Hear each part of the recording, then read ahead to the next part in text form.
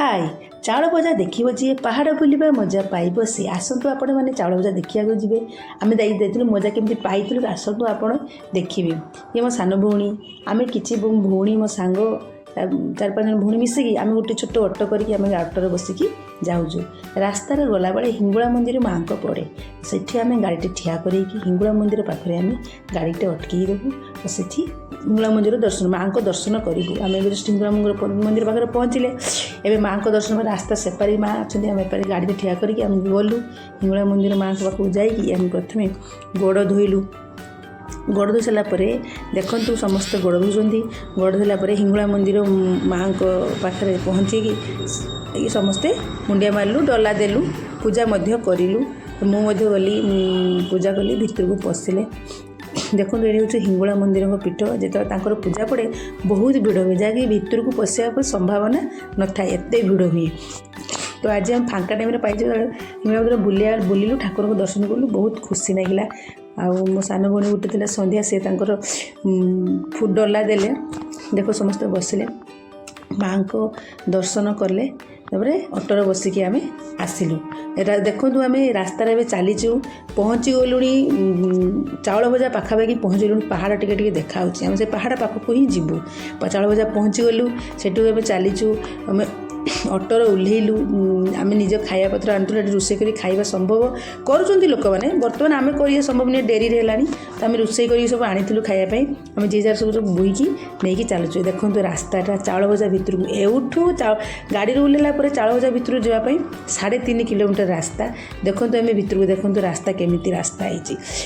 ଏ ଗଛ ଅଛି, ଆଉ ଖାଲି ଇଟା ପଥର, ଖାଲି ଦେଖନ୍ତୁ ଖାଲି ପଥରକୁ କାଟିକି ପାହାଡ଼ ଉପରକୁ ଯିବା ରାସ୍ତା, ତା ଭିତରେ ଝରଣା ବାହାରିଛି।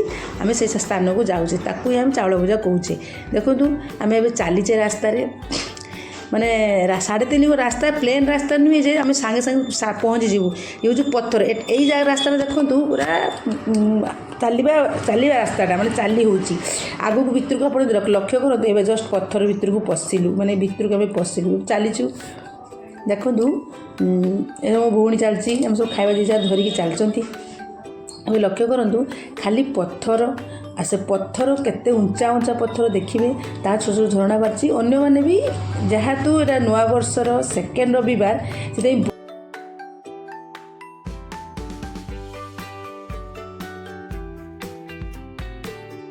ପଥରଟା ଛୋଟ ଛୋଟ ପାଣି ଏଇ ରାସ୍ତାରେ ପାରି କରି ଧୀରେ ଧୀରେ ଆମେ ଆସିଲୁ। ଏଇଟା ପାଣି ଜାଗା ବୋଲି ଏଇ ଯେଉଁ ଦେଖୁଛନ୍ତି ଯେତିକି ପଥର, ଏ ପଥର ଉପରେ ଚଢ଼ିକି ପାରେଇବୁ। ଦେଖନ୍ତୁ ଏ ଯେଉଁ ରାସ୍ତାରେ ପାଣି ଅଛି, ମଝିରେ ସେ ପାରି କରିକି ଆସିଲେ।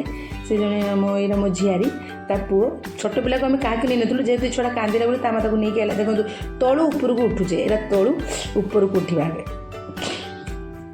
ଏବେ ଆମେ ଉପରକୁ ଉଠିଲୁ ଧୀରେ ଧୀରେ କରିକି। ଦେଖନ୍ତୁ ଚାଲିଛୁ, ମାନେ ମୁଁ ଭିଡ଼ିଓ କରୁଛି ନା, ତ ମୋତେ ଦେଖାଯାଉନି। ମୁଁ ଭିଡ଼ିଓ କରି ଆପଣଙ୍କୁ ଦେଖେଇବା ପାଇଁ ଜାଗାଟାକୁ ମୁଁ ଦେଖ ତୀର ଚିହ୍ନ ମରା ହେଇଛି, ମାନେ ଅନ୍ୟ ହଠାତ୍ ତୀର ଚିହ୍ନ ତୁମେ ନ ପାରିବ, ସେ ଜାଗାଟା ଜାଣିପାରିବନି ରାସ୍ତା। ତେଣୁକରି ପାହାଡ଼ ମଝିରୁ ଆସୁଛି। ଦେଖନ୍ତୁ ଚିକେନ୍, ଆମେ ଦେଶୀ ଚିକେନ୍ ଆଣିଥିଲୁ, ମୁଢ଼ି ଆଣିଥିଲୁ, ଆଉ ଟମାଟୋ, ପିଆଜ, କାକୁଡ଼ି ଦେଇକି ସବୁ ବସିକି ଆମେ ଗୁଜାରେ ବସିକି ଖାଇଲେ। ନ ପୁରିଥିବ କିଛି କରିହେବନି କି ବାଟ ଚାଲି ହେବନି। ତେଣୁ ଆଗେ ଆମେ ପେଟ ପୂଜା କଲୁ, ତାପରେ ଆମେ ଆଗକୁ ଯିବା ବୋଲି ବାହାରିଲୁ। ଇଏ ହେଉଛି ସନ୍ଧ୍ୟା, ତାକୁ ବହୁତ ଭୋକ, ବସିକି କହିଲା ମୋତେ ଆଗେ ଖାଇବା ପାଇଁ ଦିଅ, ନହେଲେ ମୁଁ ଚାଲିପାରିବିନି ମାମା ଦିଦି। ଯାହାକୁ ସେ ତାକୁ ସମସ୍ତେ ଖାଇଲେ, ସିଏ ନାହିଁ ସମସ୍ତେ ମଧ୍ୟ ଖାଇଲେ।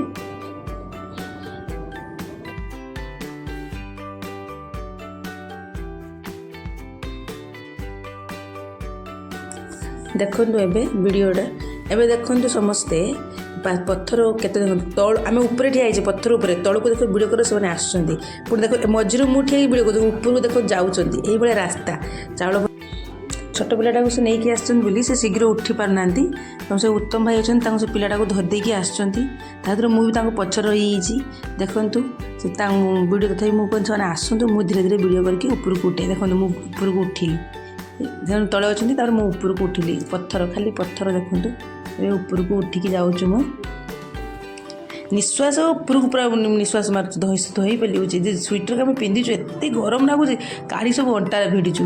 ତାହେଲେ ଭାବୁଛନ୍ତି ଶୀତ ଦିନରେ ଏତେ ଗରମ ଲାଗୁଛି, ତାହେଲେ ଗରମ ଦିନରେ କେତେ ଗରମ ଲାଗିବ। ଭଉଣୀ ତାର ସମସ୍ତେ ଭିଡ଼ିଓ କରୁଛନ୍ତି। ଜାଗାଟା ବହୁତ ସୁନ୍ଦର, ଦେଖିବା ପାଇଁ କିଛି ଅସୁବିଧା ନାହିଁ। ଦେଖନ୍ତୁ ଖାଲି ଝରଣା, ପଥର, ଚାଲିଛୁ ଆମେ ସେ ରାସ୍ତାରେ। बर्तमान आप देखु से रास्ता को आम जो उपरक उठा देखो केते पत्थर से रास्ता आसतु पलि आसतु जावा उपरक मेन जगह को चलुन पलि आसतु ये देखो पानी पानी पत्थर पड़ी पानी लेकिन आम गलु तापर देखो चलतु रास्ताटा पत्थर देख से साइड जो पत्थर अच्छे देखो से कड़ कड़ देकी जो पानी जावा से रास्ता पत्थर भी खसरा जो पड़ीजु तले पानी भितर पड़ीजु खाल ना हेल्ले भी भय लगुच काले थी कौन कर डर लगुच तथापि आम से पत्थर कड़ कड़ दे आम धीरे धीरे धीरे धीरे कर रास्ता पार करके चलीचु गलु उपरको देखते आम धीरे धीरे करके चलुचु ये आसतु मुझे समस्ते आसतु देख चाउल भजा हाय आपण मैंने आसतु देखिए चाउल भजा केमी लगुच कौन पड़ुची देखु केते पानी ये जो पत्थर कड़ कड़ दे उपरको उठिले आपण मैंने देखिले देखु समस्ते आम साथी मैंने समस्त आगू पलि गले आम पचर छोट पिला जेहेतु अच्छी आम पचर अच्छु तो आम ए चलीचु देखु पत्थर पत्थर देकी गलापर आम देखो चलीचु ए रास्तार पहुँचलु पत्थर देकी पुणी से भितर मो भोट देखो ठिया से भितर कड़ कड़ देकी आम पत्थर साइड देकी ऊपर को उठू ऊपर को उठू आपण मानक देखार कारण जे आप जानी था ये जगार एमती जगह अच्छी जे पत्थर देकी धीरे धीरे ऊपर को उठिकी जावाई रास्ता अच्छी कि बुलिया स्थानटा अच्छी कि छोट पिला माने मोटा लोक उठी पारुना धरिक देखो से झीटा जो मोटा आसी उठी पार तो धरी धरी से निजे उठुचु ताकि आम मत लेट हो तथापि आम सांगर आसुना तो छाड़ी जापरिबनी तो सांगर चलीचु मु भी मोटा अच्छे हेल्ले से मोटू अधिक अच्छी ना तेणुक आसतु आप आसतु देखूँ भितर को आसतु आहरी भितर को पाखापाखि हो गला आधा किलोमीटर अच्छी पहुँचबार केत बाट समय आम चलीचु देखूँ बोधे पाखापाखि हो गला ये जाकि देखूँ सब लोक मैंने आसुँच पत्थर उपर देकी पानी चढ़ी लोक मैंने आम से रास्तार जीवु मुझे अधिक चालाक गनी मुझे आम से पानी देकी तो चलीगलु से पत्थर देखिए जीवन आम आउ गोटे रास्तार चल जाऊ कहीकि मुझे डाकिक आउ गोटे रास्तार नहीं जाऊँगी देखो यहाँ पारे गले रास्ताटा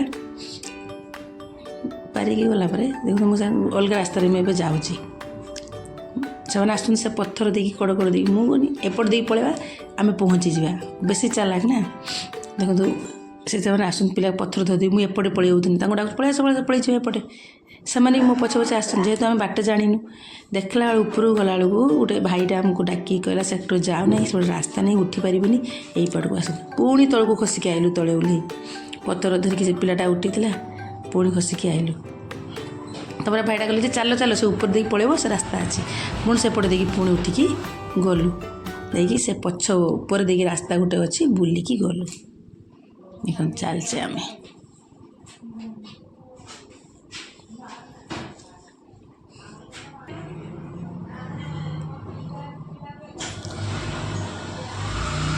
सी मो झीटा जो मोटा अच्छे बोले से ऊपर को उठी पार्न ना से धीरे धीरे धीरे धीरे करके जाऊँ हेले देखा एत बाट यदि कष्ट करके आम आसीचु चाउल भजा बुलवाई बहुत लोग कहले लेडी झील पिला तब ऊपर को चढ़ी पारबनी पत्थर ऊपर को कहीं जाऊनी खाली अध बाट जीव पलि आस आम जीवु आजिकल स्त्री लोक लेडीज होगी केते कौन झील पिला ऊपर को उठुंट कहीं आकाश को जाकि छुईक आम पत्थर पारिकी जापरिबनी चाउल भजा देखापी झरणा पटे आम जीवु देखु देखुं बड़ा लोक आसुँच छपट बोले आम जीवु से जिद्दी आम चलीचु खाई देचु पेटे एवं रास्तार चलचु जेठी देखा पहुँचला पर्यटन आम चलू टाइम भी देखुचे 3:30 हो पुणी से रिटर्न आसबू लोक कहते बाट बहुत दूर जाऊनी पिला माने आसी रिटर्न करें किंतु आम कहार कथा न शुणिकी चलीचु आम देखू माने देखू पहुँची गला बेसी बाट ना देखो ये पत्थर झरणाटा देख पत्थर भितर पानी झरुची देखो